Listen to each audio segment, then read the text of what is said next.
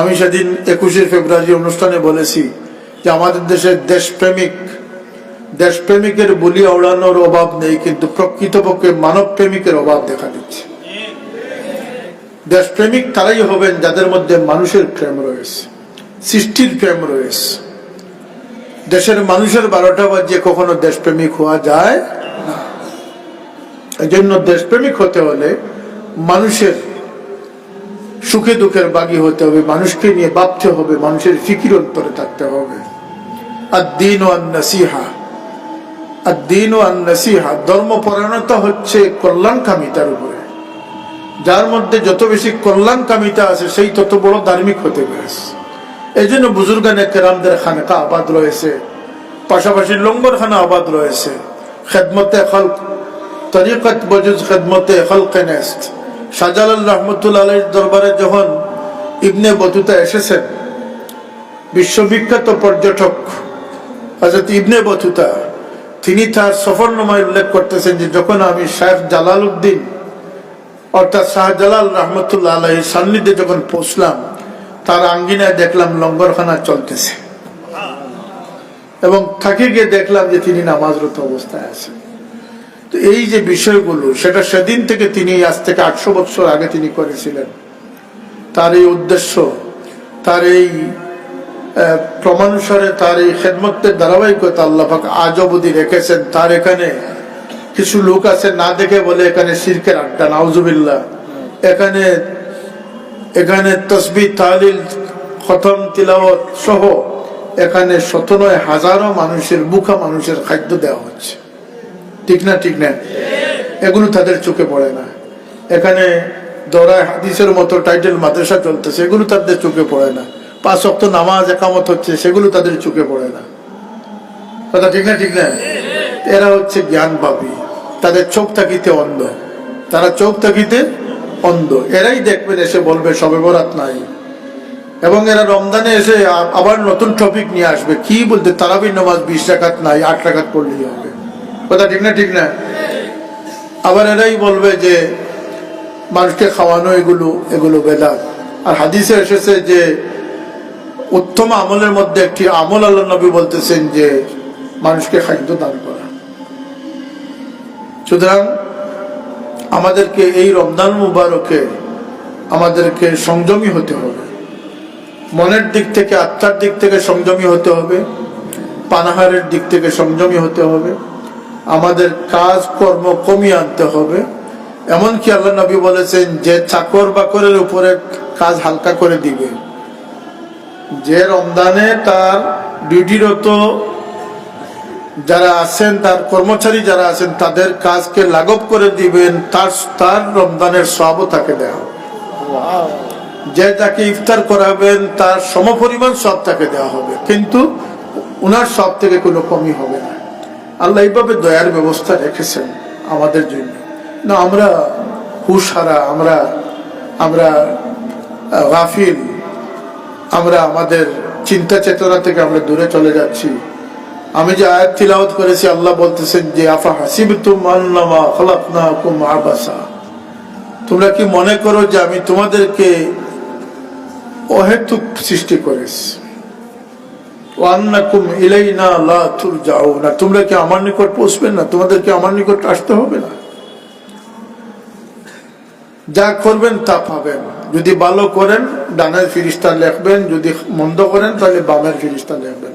লেখা চলতেই থাকবে, লেখা বন্ধ হবে না। نستعينه ونستغفره ونؤمن به ونتوكل عليه ونعوذ بالله من شرور أنفسنا ومن سيئات أعمالنا من يهده الله فلا مضل له ومن يضلل فلا هادي له ونشهد أن لا إله إلا الله وحده لا شريك له ونشهد أن سيدنا ونبينا ومولانا محمدا عبده ورسوله أما بعد فأعوذ بالله من الشيطان الرجيم بسم الله الرحمن الرحيم أفحسبتم أنما خلقناكم عبثا وأنكم إلينا لا ترجعون صدق الله العظيم درشي بڑک صلى الله على سيدنا ومولانا محمد وعلى آله وأصحابه وسلم صلى الله على سيدنا ومولانا محمد وعلى آله وأصحابه وسلم मेरा वज़ार এলাকাবাসীর উদ্যোগে দীর্ঘদিনের ধারাবাহিকতায় আজকের এই ওয়াজ মাহফিল, আমরা এই ওয়াজ মাহফিলের সম্মানিত সভাপতি, উপস্থিত উলামায়ে কেরাম, মুরব্বিয়ানে আযম, হাজিরিন সামিন, আল্লাহ পাকের দরবারে শুকরিয়া আদায় করি যে আজকের এই বাবরকত মাহফিল আল্লাহ আমাদেরকে উপস্থিত হওয়ার তৌফিক দান করেছেন। আলহামদুলিল্লাহ। মাইক কি বড় মাইক না ছোট মাইক চলতেছে? বড় মাইক। ভিতরে আওয়াজ নাই, বাইরে আওয়াজ বোধ হয় না? এটা অন্য অনুষ্ঠান আর অন্য ধর্মর যাতে ডিস্টার্ব না হয় এটার একটা কম্প্রোমাইজ করা দরকার। যাই হোক, হযরত হাজিরিনে কেরাম, সামিনে আযম, আমরা আল্লাহ রাব্বুল ইজ্জতে এই জমিনও শুধু মানুষও বানাইছে পাঠাইছেন না, তার হাবিবের উম্মত যে বানাইছেন, লাখো কোটি শুকরিয়া আল্লাহর দরবার। আলহামদুলিল্লাহ। আমরার বিশেষ দায়িত্ব আছে, কর্ম আছে, রুটিন আছে, বাস বিচার আছে, আমরার আচার আচরণ, কথা কাজের মধ্যে উম্মতর পরিচয় থাকা দরকার। এবং আমরা দয়া করবার লাগিয়ে আল্লাহ বিভিন্ন সময়, বিভিন্ন স্থান, বিভিন্ন মাস বরকতময় হিসাবে আমাদের মধ্যে দান করছেন, যাতে এই উম্মত, শেষ ভাগের উম্মত, কম দিনেও বেশি লাভবান হইয়ে সবার আগে বেহেশতে প্রবেশ করতে পারে। আলহামদুলিল্লাহ। এরই এক মাস আমরা মাহে শাবানুল আজিম, শাবান মাস আমরা অতিক্রম করতেছি, যে মাসের পরে আমাদের সামনে আসবে রমাদানুল মুবারক। হুজুর পাক সাল্লাল্লাহু আলাইহি ওয়াসাল্লাম এই শাবান মাসকে শাবানু শাহরি, শাবান হচ্ছে আমার মাস, সুবহানাল্লাহ। এই মাসটাকে আল্লাহর নবী সাল্লাল্লাহু আলাইহি ওয়াসাল্লাম তার নিজের মাস উল্লেখ করেছে, আর রমজানুল মুবারককে আল্লাহর মাস উল্লেখ করেছে। এবং এই মাসের মধ্যবর্তী রজনী, নিসফে শাবান, এই রাত অধিকাংশ উলামা, মাশায়েখিন, ইমামগণের মতে শবে কদরের পরে সবচেয়ে সম্মানিত রাত হচ্ছে নিসফে শাবানের রাত।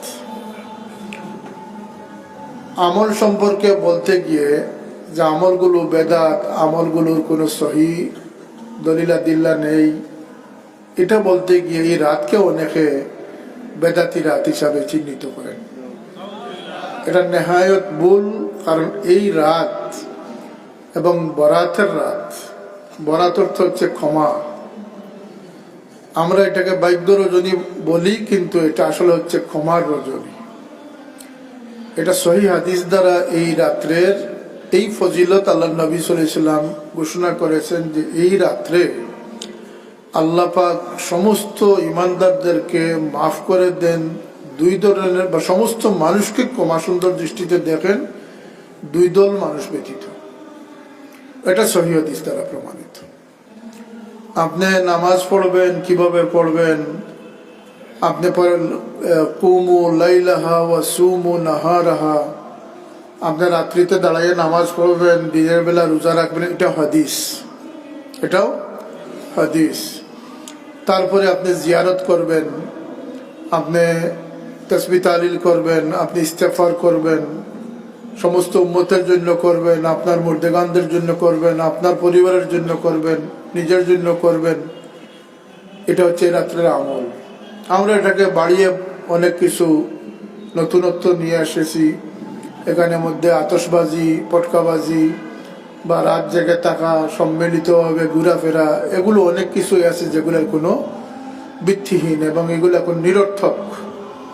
কিন্তু আপনি জিয়ারত করবেন, এটা হাদিস দ্বারা প্রমাণিত, আপনি জিয়ারত করবেন, আপনি একাকিত্বভাবে আল্লাহর নিকট ফরিয়াদ করবেন, মোনাজাত করবেন, রোনাজারি করবেন।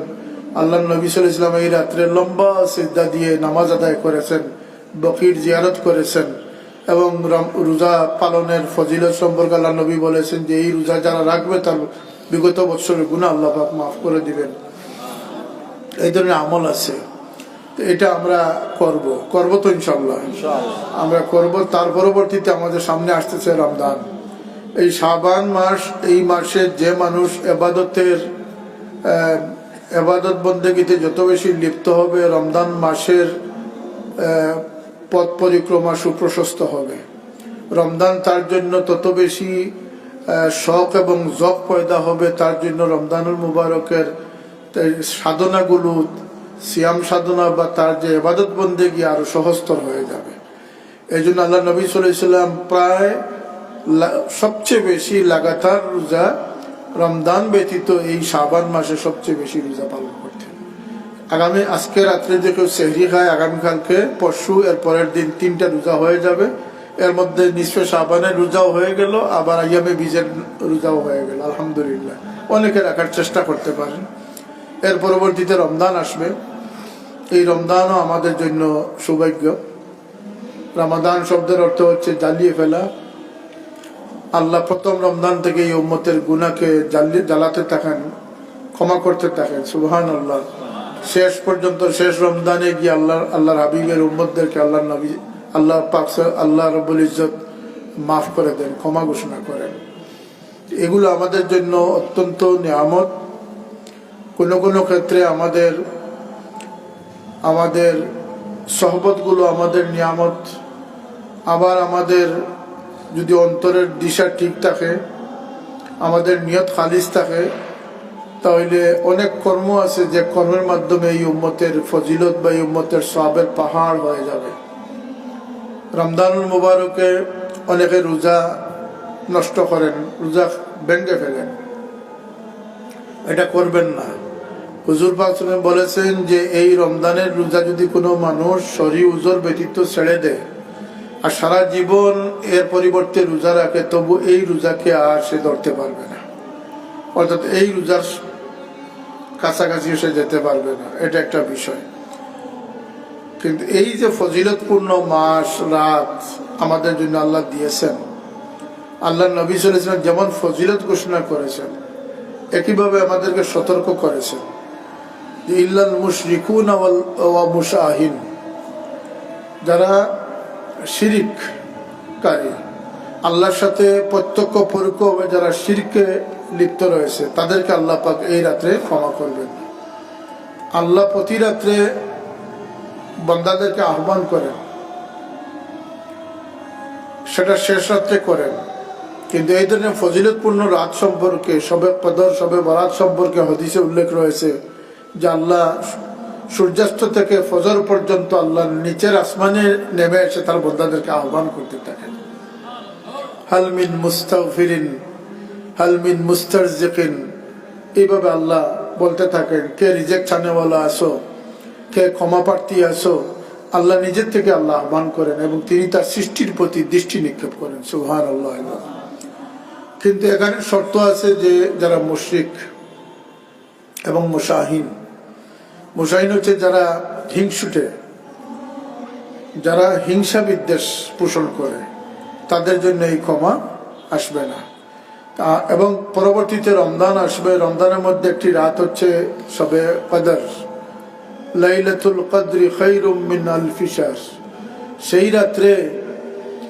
সেই রাত সম্পর্কে আল্লাহ ঘোষণা করতেছেন যে এমন একটি রাত, যে রাত 1000 মাসের চেয়ে উত্তম, অর্থাৎ 80 বৎসর জীবন পেয়েও যা করতে পারবে না এক রাত্রের মধ্যে সেটুকু হাসিল করতে পারবে।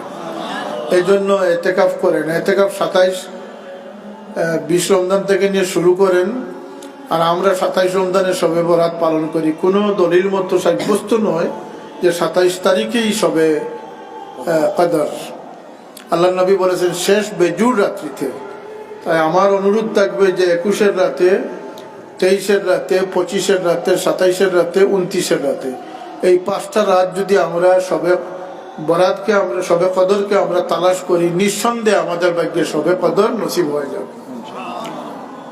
কিন্তু এই রমজান শবে কদর যাদেরকে মাফ করবেন আল্লাহ নবী বলেছেন, কোন রেওয়ায়ত মতো চার দল লোকের কথা আল্লাহ নবী বলেছেন, কোন রেওয়ায়ত মতো 5 ধরনের লোকের কথা আল্লাহ বলেছেন, আল্লাহ নবী সাল্লাল্লাহু আলাইহি ওয়াসাল্লাম বলেছেন। সেই 4 দলের মধ্যে এক দল হচ্ছে যারা মুসলমান হয়ে মুসলসল শরাব পান করে, নিয়মিতভাবে যারা শরাব পান করে। 2 নম্বর, যারা মা বাবাকে দুঃখ দেয়। মা বাবার সাথে ছোটখাটো ভুলভ্রান্তি হয়ে যেতে পারে, সেটা ভিন্ন কথা, কিন্তু এমন ব্যবহার, আচার ব্যবহার দিয়ে সময় সময় মা বাবাকে একদম জ্বালিয়ে ফেলেছে, মা বাবার অন্তর ছিদ্র করে ফেলেছে।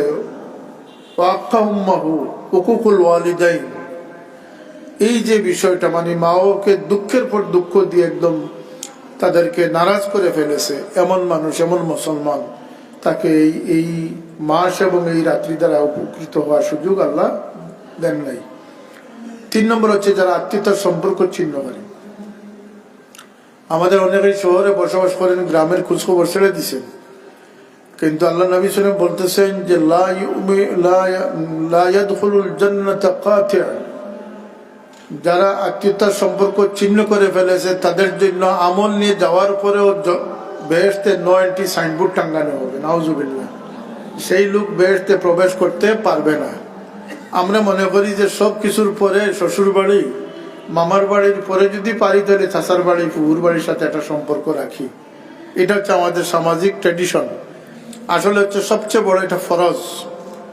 এই ক্ষেত্রে বাবার যারা আত্মীয় স্বজন আছেন, অর্থাৎ চাচা ফুফু, চাচাতো ভাই, ফুফাতো ভাই বোন, তাদের হক সবচেয়ে বেশি, সিলায় রাহমি বলে। এবং আর আশ্চর্যের বিষয় হচ্ছে যারা সিলায় রাহমি, তাতে রহমির পরিবর্তে সিলায় রহমি আঞ্জাম দে, তাদের হায়াতে রিজেকের সম্মানে আল্লাহ পাক বরকত দান করে দেন। এটা আমাদের একটা ভুল ভ্রান্তির মধ্যে আমরা আছি। আল্লাহ পাক আমাদেরকে হেদায়েত নসিব করুন। চতুর্থ হচ্ছে ওই মানুষ যে অন্যের প্রতি তার বিদ্বেষ পোষণ করে, অর্থাৎ যার সাথে সে আদাওয়াতি জিয়ে রাখে, তার দুশ্মনী সৃষ্টি করে রাখে, সেই ব্যক্তিকে আল্লাহ পাক এই বরকত দিয়ে তাকে লাভবান করেন না, তাকে কোনো ফজিলত দান করা হয় না। সেক্ষেত্রে আমরা সতর্ক থাকবো।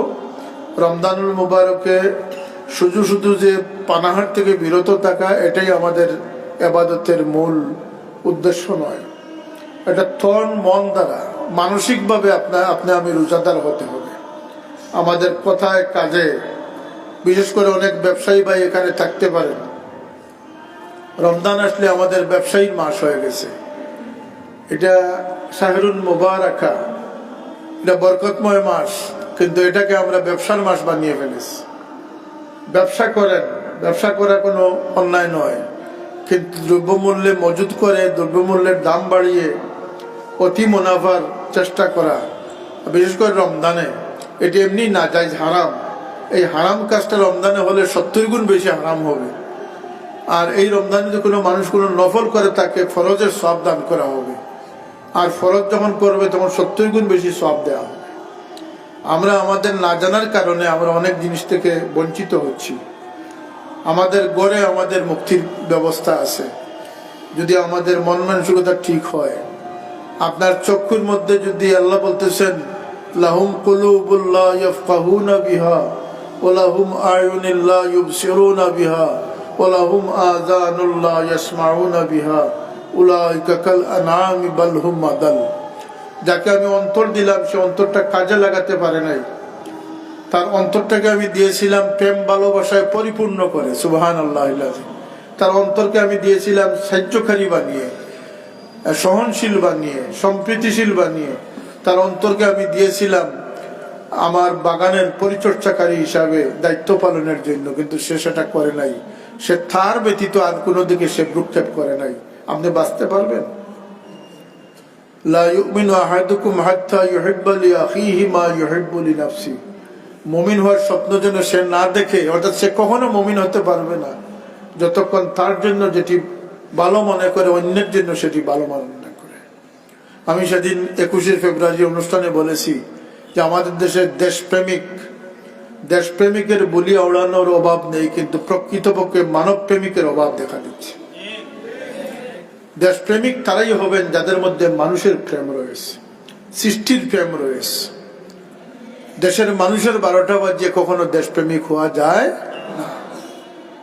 এই জন্য দেশপ্রেমিক হতে হলে মানুষের সুখে দুঃখের বাগী হতে হবে, মানুষকে নিয়ে ভাবতে হবে, মানুষের ফিকির অন্তরে থাকতে হবে। আদ-দীন ওয়ান নাসিহা, আদ-দীন ওয়ান নাসিহা, ধর্মপরায়ণতা হচ্ছে কল্যাণকামিতার উপরে। যার মধ্যে যত বেশি কল্যাণকামিতা আছে সেই তত বড় ধার্মিক হতে পেরেছে। এই জন্য বুজুর্গানে কেরামদের খানকা আবাদ রয়েছে, পাশাপাশি লঙ্গরখানা আবাদ রয়েছে। খেদমতে খালক, তরিকত বজুজ খেদমতে খালকে নেস্ত। শাহজালাল রহমতুল্লাহ আলাইহির দরবারে যখন ইবনে বতুতা এসেছেন, বিশ্ববিখ্যাত পর্যটক হযরত ইবনে বতুতা, তিনি তার সফরনামায় উল্লেখ করতেছেন যে যখন আমি শেখ জালালউদ্দিন অর্থাৎ শাহজালাল রহমতুল্লাহ আলাইহির সান্নিধ্যে যখন পৌঁছলাম, তার আঙ্গিনায় দেখলাম লঙ্গরখানা চলতেছে এবং থাকি গিয়ে দেখলাম যে তিনি নামাজরত অবস্থায় আছেন। তো এই যে বিষয়গুলো, সেটা সেদিন থেকে তিনি, আজ থেকে 800 বছর আগে তিনি করেছিলেন। তার এই উদ্দেশ্য, তার এই ক্রমানুসারে তার এই খেদমতের ধারাবাহিকতা আল্লাহ পাক আজ অবধি রেখেছেন। তার এখানে কিছু লোক আছে না দেখে বলে এখানে শিরকের আড্ডা, নাউজুবিল্লাহ।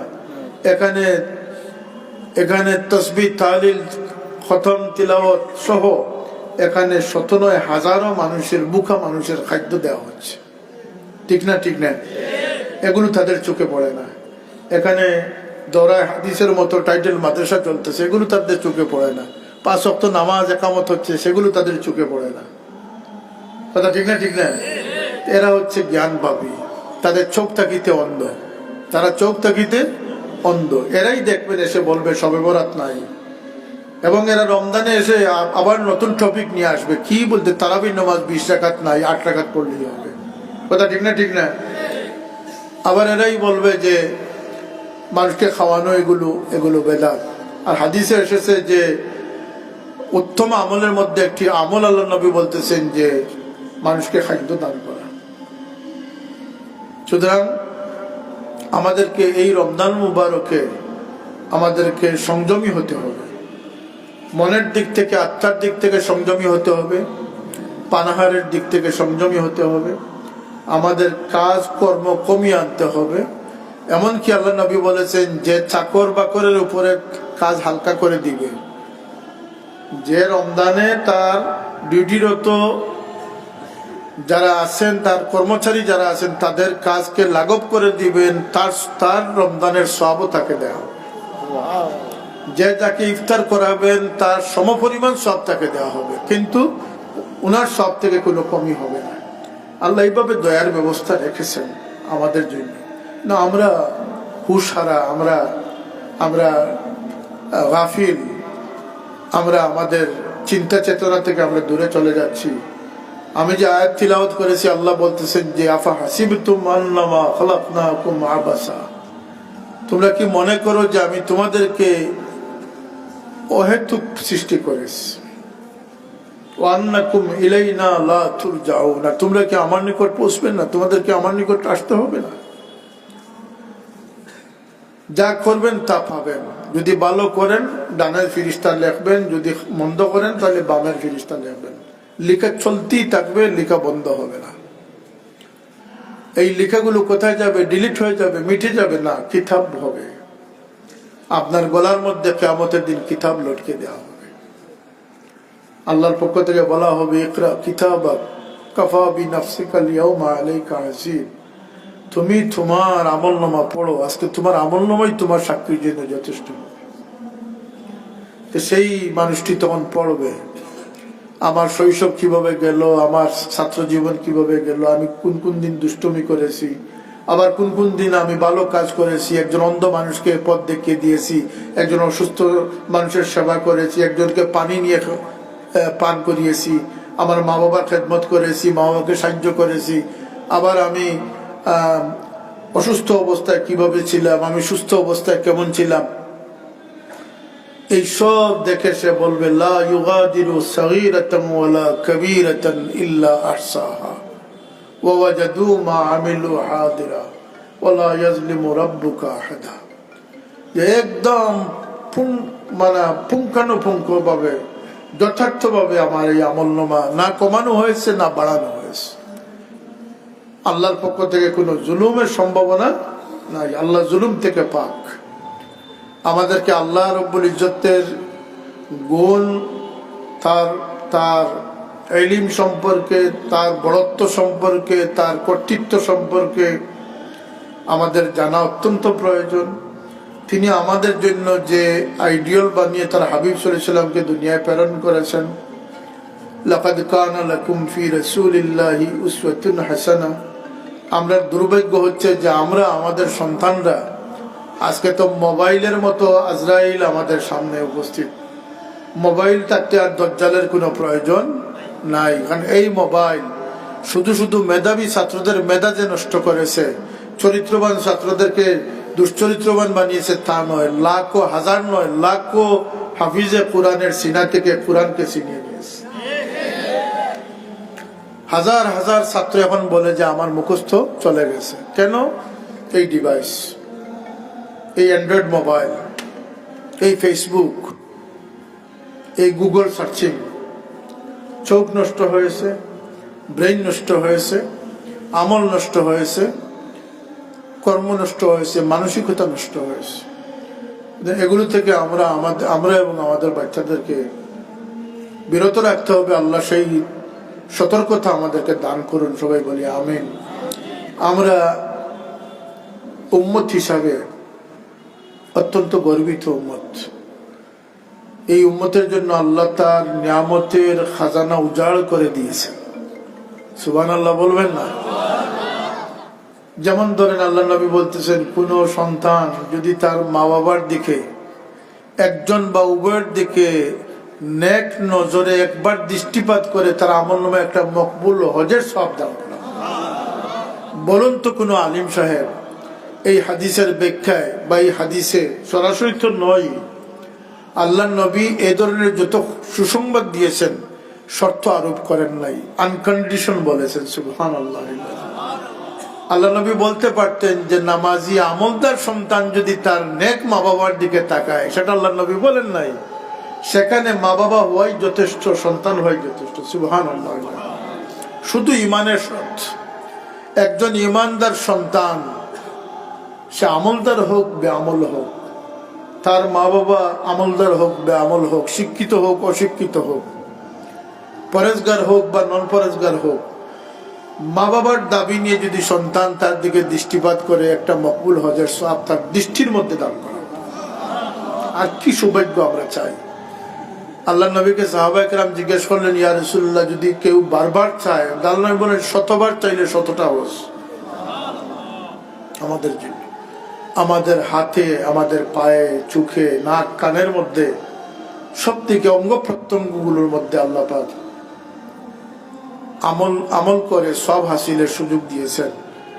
কিন্তু আমরা আমাদের গাফলতি, অসতর্কতার কারণে আমরা অধিকাংশ মানুষ, আমরা যেমন ধরেন সবাই নামাজ পড়ে কিন্তু আবার মিথ্যা বলে। এই যে নামাজ, উমরা, হজের সওয়াব যেটুকু আছে, তার মিথ্যার লিকেজের কারণে সেই সবটুকু কিন্তু চলে যাচ্ছে। একজন কৃষক তার জমিতে পানি রেখে ঘুমালো, সকালে উঠে দেখে যে আমি চারা রোপণ করবো, পানি কোথায় গেল? কোনো বাঙ্গন নাই, কিন্তু পানি গেল কোথায়? না, ঠিক আছে, খাকড়া গর্ত করে পানি সব বের করে দিয়েছে। এই যে গর্ত, লিকেজ যেগুলো আমাদের জীবনে, এগুলোর প্রতি সতর্ক না হয়েই আমরা শুধু ইবাদত করতেছি। আমরা মনে করি যে আমরা একবার উমরাতে চলে গেছি, 10 বার হজে চলে গেছি, এটাই আমাদের জন্য যথেষ্ট। 5 ওয়াক্ত নামাজ পড়তে না। আপনার ইমানের প্রোটেকশন তৈরি করতে হবে। আপনার ঘরে সিসি ক্যামেরা লাগাইছেন দেয়াল পাড়া দেওয়ার জন্য, নোটের টাকা, স্বর্ণের অলংকার পাড়া দেওয়ার জন্য, এটা যথেষ্ট। সবচেয়ে বড় দৌলত হচ্ছে আপনার ইমান। সবচেয়ে বড় দৌলত হচ্ছে আপনার ইমান। ইমান পাড়ার কি ব্যবস্থা আপনি নিয়েছেন? আপনি আপনার সঙ্গ বাছাই করবেন, এটাই মানুষের জীবনের সবচেয়ে বড় সতর্কতার বিষয়। আমার বাবা বলতেন যে আমরা দুনিয়ায় এসেছি আমাদের একটি রং নিয়ে যাওয়ার জন্য, আর এক সঙ্গ ধরে আমরা চলে যাওয়ার জন্য। মানুষ যদি রং ধরতে পারে, মানুষের মধ্যে একটি রুহানি রং বা তার একটি কৈফিয়ত তৈরি হয়। নামাজের কোনো চিহ্ন যদিও আমরা দেখি না, দৃশ্যমান নয়, আর চুরিরও কোনো দৃশ্যমান কোনো সিমটম নেই, কিন্তু নামাজিরা যারা নামাজি হয়ে দুনিয়া থেকে যাবে, কিয়ামতে যখন উঠবে তাকে দেখলেই বোঝা যাবে সে নামাজি ঢুকছে। এই রংটা তার কখনো মিটবে না। দুকাবাজ, টেন্ডারবাজি, সুদকে ইন্টারেস্টের নামে খাওয়া হচ্ছে, কিন্তু রাসূল পাক বলেছেন যে নামেই খাও এটা সুদই। এই সুদের অপরিণাম হচ্ছে যে নিজের মায়ের সাথে জিনার সাথে তুলনা করা হয়েছে। নাউজুবিল্লাহ। আমাদের শহরও সুদ চলতেছে। ঘুষ তো আমাদের দেশে এখন এটা একটা রেওয়াজ হয়ে গেছে। ঘুষ এগুলো হালাল না হারাম? আপনি শতবার উমরা করেন, রমজান শরীফে ইতিকাফ করেন, হারাম টাকা দিয়ে, হারাম উপার্জন দিয়ে আপনার শরীরের রক্ত যে হারাম করেছেন, আপনার হারামকে দুজকে না জ্বালানো পর্যন্ত আপনি বেহেশতের সাফ সুতরা বেহেশতের উপযুক্ত হতে পারবেন না। আপনার সন্তান তদ্রুপ। আপনি একদম বড় বড় প্রতিষ্ঠানে হাফিজ বানিয়ে প্রতিযোগিতায় নিয়ে 1 নম্বর বানিয়ে আনেন, কোনো লাভ হবে না। সেই বাচ্চাটা হচ্ছে হারামের ঘরের হারাম, তার ব্লাডের মধ্যে হারাম মিশ্রিত হয়েছে। কথা বুঝে এসেছে? আমাদেরকে সতর্কতা, ব্যারিকেড তৈরি করতে হবে। আমাদেরকে আল্লাহ একটা দায়রাবদ্ধতার মধ্যে দিয়েছেন, আমরা দায়রাবন্ধ। এটা হচ্ছে শরীয়ত। আমাদেরকে লাগাম দিয়ে দেওয়া হয়েছে। আমাদের দেশে গরুর ডিগরা দেওয়া হয় না? কথা বলেন, হয় না? যেখানে যে সুযোগ রয়েছে 100 হাত লম্বা রশি হইতে পারে, 50 হাত লম্বা রশি হইতে পারে, নিরাপদ দূরত্ব পর্যন্ত তাকে দেওয়া হয়। ওই ডিগরা যে গরুটা খাইতেছে, সে দেখতেছে যে উড়িজারে সুন্দর সুন্দর উড়ি আছে, পাতা আছে, সে দেখতেছে, কিন্তু তার রশির জন্য সে যাইতে পারে না। ঠিক একইভাবে আমাদের আকা মাওলা মুহাম্মদুর রাসূলুল্লাহ সাল্লাল্লাহু আলাইহি ওয়াসাল্লাম বাশীরাম ওয়া নাযীরা, তিনি যেভাবে আমাদেরকে জান্নাতের প্রতি সুসংবাদ দিয়েছেন, আল্লাহর দয়ার প্রতি সুসংবাদ দিয়েছেন, তিনি আমাদেরকে ভীতি প্রদর্শন করেছেন। কুরআন আমাদের কাছে শুধু সুসংবাদ হয়ে আসে নাই। তাবারাকাল্লাযী জাআলা ফিস সামাই, তাবারাকাল্লাযী নাযালাল ফুরকানা আলা আবদিহি লিয়াকুনা লিল আলামিনা নাযীরা। এটা মানুষকে ভীতি প্রদর্শনের জন্য আল্লাহ পাক নাযিল করেছেন। সুতরাং আমাদের এই রশিটা আমরা ছিঁড়ার চেষ্টা করি না, এই জন্য যে আল্লাহ পাক নারাজ হবেন। কথা বলে, আল্লাহ নারাজ হবে। এই আল্লাহর রাজি নারাজি দুটো পথ আমাদের জন্য খোলা আছে। হালাল হারাম দুটো পথ আমাদের জন্য খোলা আছে। হারাম খাইতে আপনাকে কেউ বাধা দিবে না। হারাম খাইলে যে আপনার পেটে অসুখ হবে সেটাও হবে না, বরং হারামের পরিমাণটা বেশি। কিন্তু আপনি হারাম খাবেন, ক্ষতিটা কার হবে? যে আপনার ব্লাড হারাম হয়ে যাবে, আপনার গোশত হারাম হয়ে যাবে। এজন্য আমাদের কিন্তু অপশন খুব সীমিত। কিতাবে উল্লেখ রয়েছে যে 10টা অপশন আমাদের সামনে আছে। অপশনের ক্ষমতার অপব্যবহার না করাটাই হচ্ছে ধৈর্যের পরিচয়। আমাদের হায়াত মউত যদি আমাদের হাতে থাকতো, তাইলে আমরা যে কি বেপরোয়া হইতাম বলতে পারি। অসুস্থতা, আমল, ফরজ, ওয়াজিব, নফল, তাসবিহ, তাহলিল, তিলাওয়াত যেটা সে নিয়মিত করে, বা তার ফরাইজ যেগুলো আছে, সেগুলো যখন তর্ক হয়ে যাবে, ধরেন তার আসরের নামাজটা ফৌত হয়ে গেল, সে পড়তে পারলো না, এটা তার মুরতাদিলের কারণ না। অ্যাক্সিডেন্টলি হতেই পারে, ঘুমের অবস্থায় ফজরের নামাজটা চলে যেতে পারে, এটা তার মুরতাদিলের কারণ না।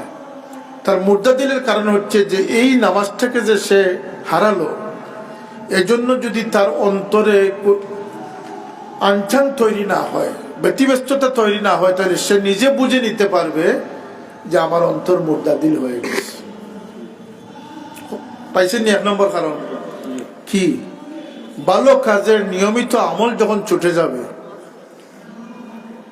তখন যদি তার মধ্যে আফসুস, নেদামত আসে, দীক্ষার আসে, তার মধ্যে যদি পেরেশানি সৃষ্টি হয় তাহলে বুঝতে হবে, মিটার দিয়ে বুঝতে হবে যে তার অন্তর এখনো জীবিত আছে। সুবহানাল্লাহ। 2 নম্বর হচ্ছে যখন কোনো পদস্খলন তার দ্বারা হয়ে যাবে, কোনো গুনাহ খাতা তার দ্বারা হয়ে যাবে, আর এটা করার পরে যদি সে বেপরোয়া থেকে যায়, যদি সে বেপরোয়া থেকে যায় তাহলে বুঝতে হবে তার দিল মুর্দা হয়ে গেছে। আর যদি এটার জন্য তার নেদামত সৃষ্টি হয়, তার অন্তরে ধিক্কার সৃষ্টি হয়, তাহলে বুঝতে হবে তার অন্তরে এখনো জীবিত রয়ে গেছে। কথা বুঝে আসছে? আর 3 নম্বর কারণ আল্লাহ নবী সাল্লাল্লাহু আলাইহি ওয়াসাল্লাম বলতেছেন যে মানুষ সে নিজে অনুধাবন করবে যে আফসোস, আমারই কি দশা হলো, আমি তো দিনদার মানুষদের সাথে আমার রহবত বা দিলের আন্তরিকতা তো কমে যাচ্ছে, আমি যাদেরকেই ভালোবাসি তারা তো দুষ্ট প্রকৃতির মানুষ, তারা তো ফাসিক ফাজির মানুষ, তারা তো বেনামাজি মানুষ, তারা তো মিথ্যুক মানুষ, তারা সুদকুর মানুষ, তারা ঘুষখোর মানুষ। এই যদি আপনার দিলের আন্তরিক সম্পর্কের ক্ষেত্রে, আমি আগে বলছি যে লেনদেন ব্যবসা বাণিজ্য যে কেউর সাথে করা কোনো বাধা নেই, কিন্তু অন্তর নেয়ার ক্ষেত্রে যদি সে তার পরিলক্ষিত হয় যে সে মুর্দা দিলদের সাথে তার অন্তর বিনিময় হয়ে গেছে, তাহলে সে নিজে বুঝে নিতে পারবে যে আমার দিল মুর্দা হয়ে গেছে। 3টা আলামত আমাদের মনে রাখার দরকার আছে না? আছে না? এমনকি অন্য হাদিসে এসেছে যারা অতি বক্ষণ করে, অতিরিক্ত কথা বলে, তাদেরও দিল মুর্দা হয়ে গেছে। তাহলে একটা কারণ পেলাম আমরা যে আমাদের রেগুলার আমল যদি আমাদের তর্ক হয়ে যায়, আর সেটার জন্য যদি আমরা অন্তরে আফসোস পয়দা না হয়, তাহলে বুঝতে হবে আমার অন্তর মরে গেছে বা মরার পথে চলে যাচ্ছে। আরেকটি হচ্ছে যদি গুনাহ করার পরে তার কোনো নেদামত না আসে, তার মধ্যে কোনো অন্যায় বোধ না জাগে, তাহলে বুঝতে হবে তার অন্তর মুর্দা হয়ে গেছে।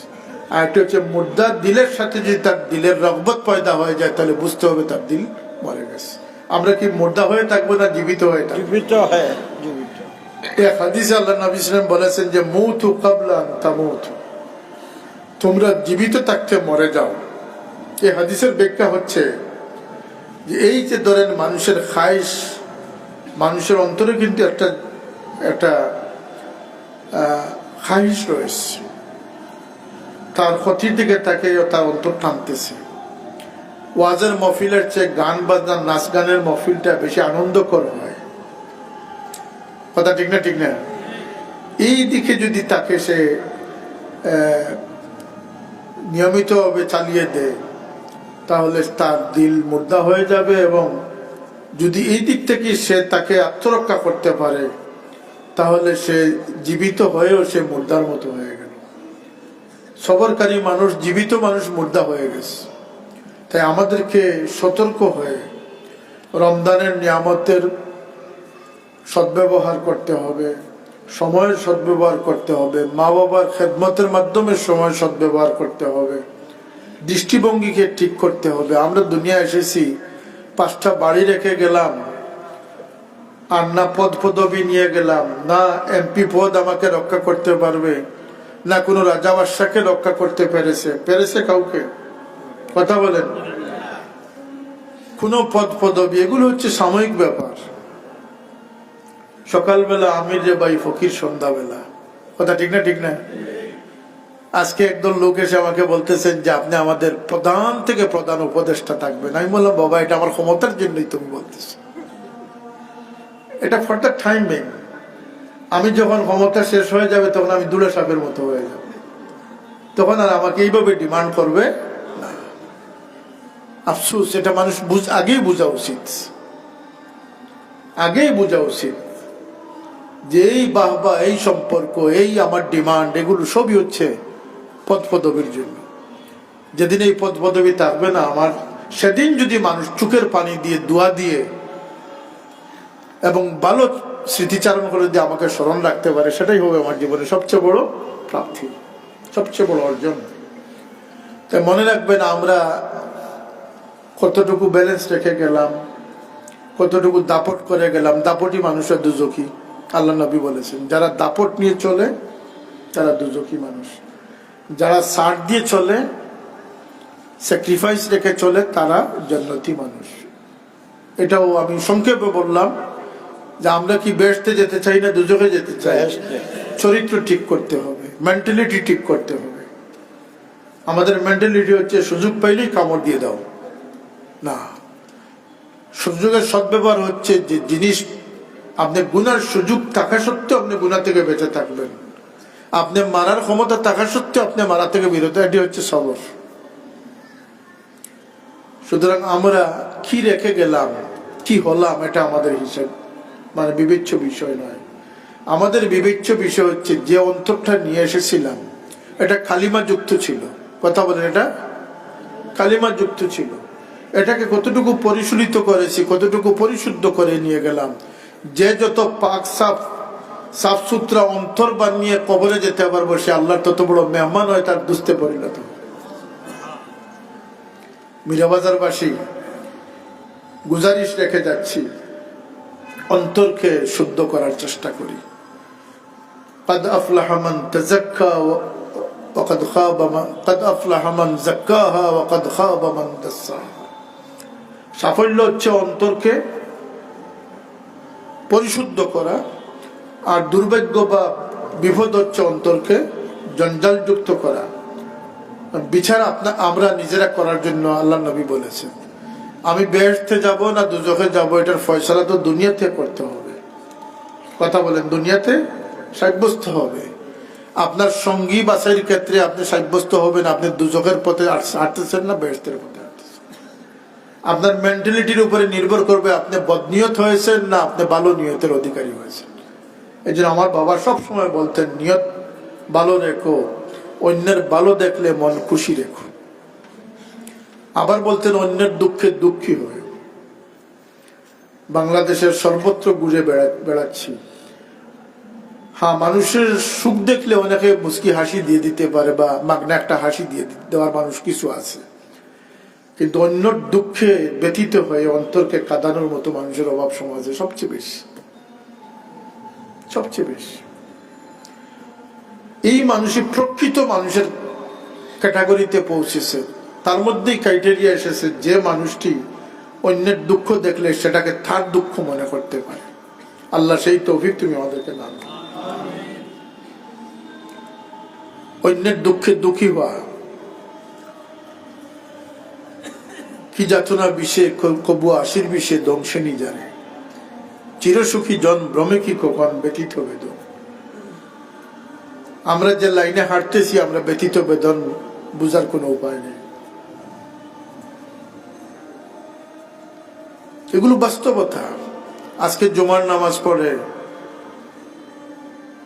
আমাদের প্রবাসী কল্যাণ প্রতিমন্ত্রী আল্লাহ শফিকুর রহমান চৌধুরী সাহেবকে বললেন, ভাই যাবেন এক জায়গায়? কোথায়? ওদের এতিমের বিবাহে যাচ্ছি, সরকারিভাবে এতিমকে বিবাহ দেওয়া হবে, সে অনুষ্ঠানে যাচ্ছি। আমি যেতাম না, কিন্তু এতিম শুনে আমার অন্তর খেপে গেছে। বলেন, ভাই চলেন, আমিও চলে যাব। দুইজন গেলাম, এতিম মেয়েটার পাশে গেলাম, বললাম যে তুমি যে তোমার বাবাকে কি তুমি দেখেছো? ওদের না, দেখি নেই। তোমার বাড়ি কোথায়? তোমার মাকে দেখ না।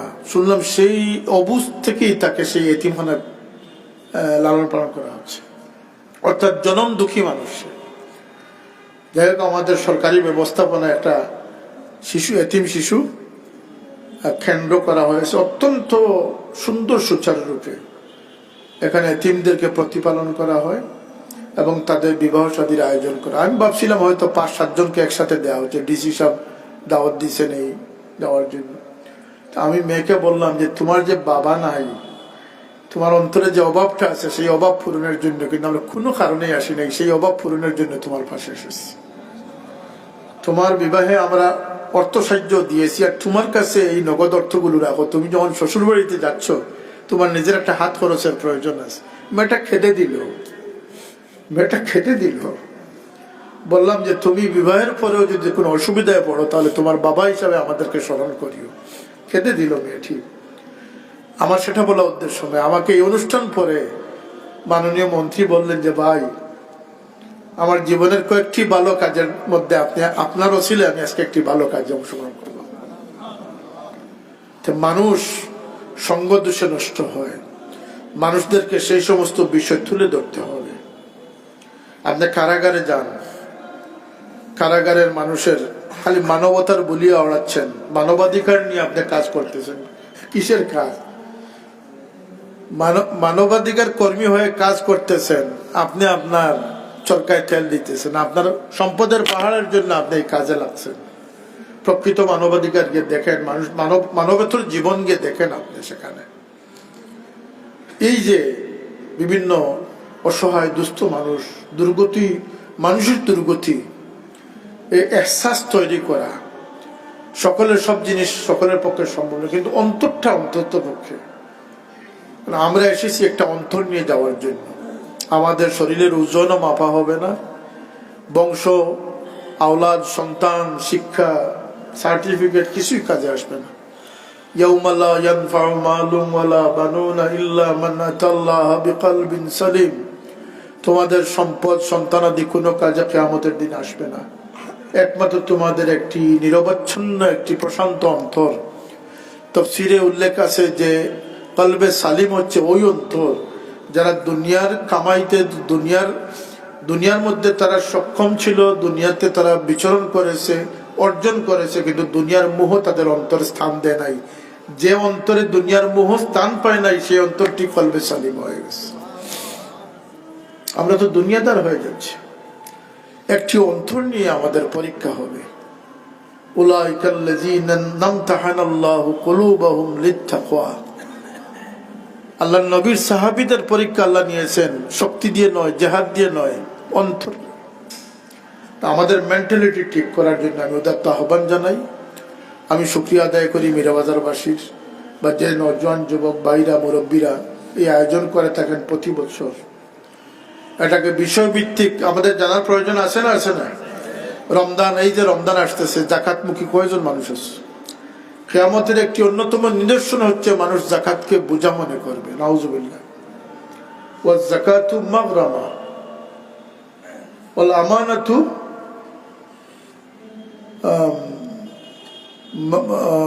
মাগনামা, মানে গনিমত মনে করবে আমানতকে। ওয়াজ যাকাতু মাগরামা, এটাকে মনে করবে যে এটা একটা বোঝা।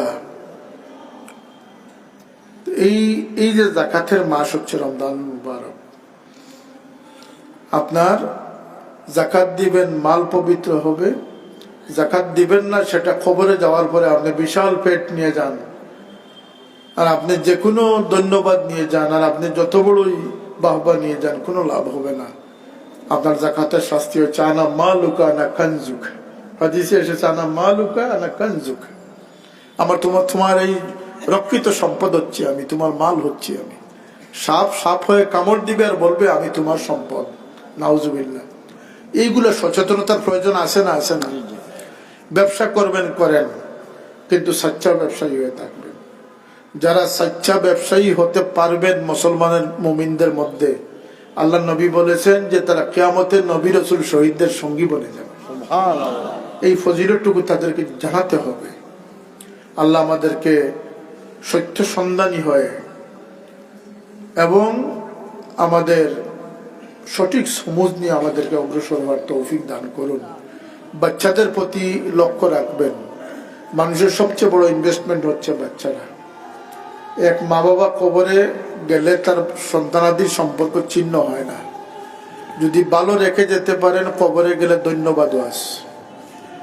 আর আল্লাহর নিজাম হচ্ছে দুনিয়াতে মা বাবা সন্তানের জন্য যে দোয়া রাখবেন সেটা কবুল। সুবহানাল্লাহ বলবেন। আর মা বাবা খবরে যাওয়ার পরে সন্তানদের দোয়া মা বাবার জন্য কবুল। এই বেশ কমটা আল্লাহ করে দিয়েছেন। রব্বির হামহুমা কামা রাব্বায়ানি। এই শবে বরাতের রাত্রে মা বাবার কবর জিয়ারত করবেন। যদি মরে যান আর কিছু সদকা খয়রাত করবেন, তাদের জন্য একটু সওয়াব রেসানি করবেন। ওমা আলাইনা ইল্লাল বালাগ। সাল্লাল্লাহু আলা সাইয়্যিদিনা ওয়া মাওলানা মুহাম্মদ ওয়া আলা আলিহি ওয়া আসহাবিহি ওয়া সাল্লাম। দুরূদ শরীফ পড়েন। সাল্লাল্লাহু আলা সাইয়্যিদিনা ওয়া মাওলানা মুহাম্মদ ওয়া আলা আলিহি ওয়া আসহাবিহি ওয়া সাল্লাম। আস্তাগফিরুল্লাহ ইন্নাল্লাহা গফুরুর রহিম। আল্লাহুম্মা আমিন। আলহামদুলিল্লাহি রাব্বিল আলামিন ওয়া সলাতু ওয়াস সালামু আলা সাইয়্যিদিল মুরসালিন ওয়া আলা ربنا ظلمنا أنفسنا وإن لم تغفر لنا وترحمنا لنكونن من الخاسرين ইয়া আল্লাহ আপনার মেহরবানি করি আপনার হাবিবের উম্মত সীমার করছো সমার করছো মাওলা আল্লাহ আমরা উম্মতের অন্তর্ভুক্ত করছো ইয়া আল্লাহ এই উম্মতের পরিচয় লইয়া ইমানের উপরে মৌত পর্যন্ত আমরা সাবিত কদম রাখিও অনেক ঝড় তুফান আইব আল্লাহ আমরা এই তুফান থেকে হেফাজত ফরমাও আমরা বিবি বাচ্চাদের ইমানের উপরে সাবিত কদম রাখিও ইয়া আল্লাহ আমরা একটা অন্তর দিছ লক্ষ কোটি শুকরিয়া তোমার দরবারও আমরা অন্তরের শুকুর গুজার বানাই দাও ইয়া আল্লাহ আমরা অন্তরে পাক সাফ বানাই দাও আল্লাহ আমরা অন্তরে নুরান্বিত করি দাও মাওলা ইয়া নূরান নূর ক্বাবলা আল আজমিনাতি ওয়াদ দুহুর আখরিজনি ইয়া আল্লাহ মিনাজ জুলুমাতি ইলান নূর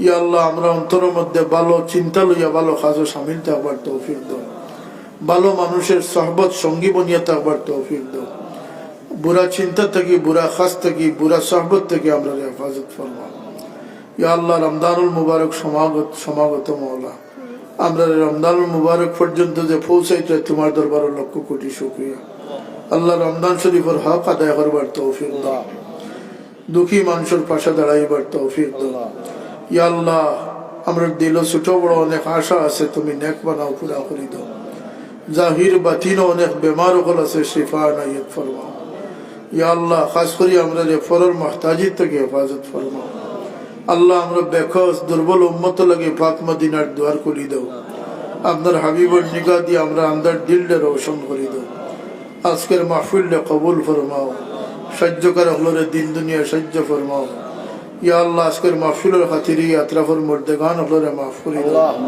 আল্লাহ আমরা প্রতিষ্ঠান হলরে কায়েম রাখো স্কুলে কায়েম রাখিও ইয়া আল্লাহ আমাদের বাচ্চাদের হেদায়েত নসিব করে দাও আমরা ঘরে বারে শান্তি দাও হালাল রুজির মাঝে বরকত দাও হারাম থেকে হেফাজত ফরমাও আল্লাহ মা বাবার কুশরিয়ত দোয়া লইবার তৌফিক দাও কবরবাসী মাই বাবারে মাফ করে দাও রব্বির হামহুমা কামা রব্বায়ানি সগীরা ربنا عليك توكلنا وإليك أنبنا وإليك المصير আল্লাহ যারা যে খিদমত রাখছো ইমানে আমানে রাখিও আমানতদারির সাথে খিদমত আঞ্জাম দিবার তৌফিক দিও اللهم احسن عاقبتنا في الأمور كلها واجرنا من خزي الدنيا وعذاب الآخرة يا الله আজকের এই মাহফিল আমরা বিকারি হলে হাত বাড়াইছি মাওলা এই মাহফিল থেকে আমরা কোনো সাইল খালিয়াতে বিদায় করি যার মনে যে দুঃখ লইয়া আছি আল্লাহ দুঃখরে তুমি মোচন করে দাও পরিশানিরে তুমি মাইয়া দাও ইয়া আল্লাহ